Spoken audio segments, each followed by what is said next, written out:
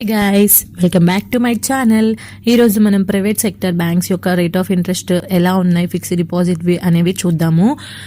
And first అయితే మీలో ఎవరైనా కొత్తగా నా ఛానల్ని చూస్తున్నట్లయితే ప్లీజ్ సబ్స్క్రైబ్ చేయడం మాత్రం మర్చిపోకండి.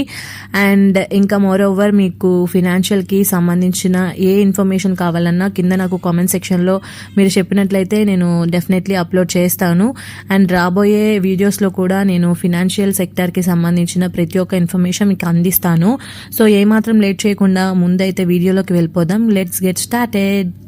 ఫస్ట్ అయితే యాక్సిస్ బ్యాంక్ హైయెస్ట్ స్లాబ్ వచ్చేసి 7.2 అండ్ బంధన్ బ్యాంక్ వచ్చేసి 7.85 అండ్ సిటీ యూనియన్ బ్యాంక్ వచ్చేసి 7. సిఎస్బి బ్యాంక్ వచ్చేసి 7.75. డిబిఎస్ బ్యాంక్ వచ్చేసి 7.5. డిసిబి బ్యాంక్ వచ్చేసి 8. ధనలక్ష్మి బ్యాంక్ వచ్చేసి 7.25. ఫెడరల్ బ్యాంక్ వచ్చేసి 7.5. హెచ్డిఎఫ్సి బ్యాంక్ వచ్చేసి 7.25. ICICI bank 7.2. IDBI bank 7.25. IDFC bank 8. IndusInd bank 7.75. Jammu and Kashmir bank 7.1. Karnataka bank 7.4. Karur Vysya bank 7.5. Kotak Mahindra bank 7.4. Nainital bank 7.05.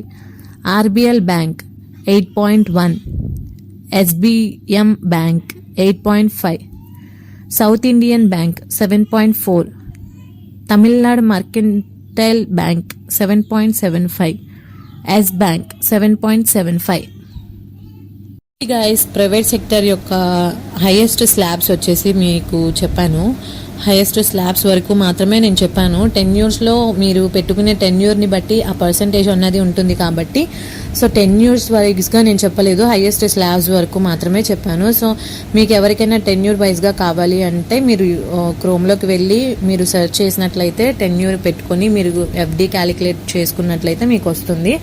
So ఇవాళ video ఇంతే guys. మీకు అందరికీ నచ్చినట్లయితే లైక్ చేయండి, షేర్ చేయండి, సబ్స్క్రైబ్ చేయడం మాత్రం మర్చిపోవద్దు.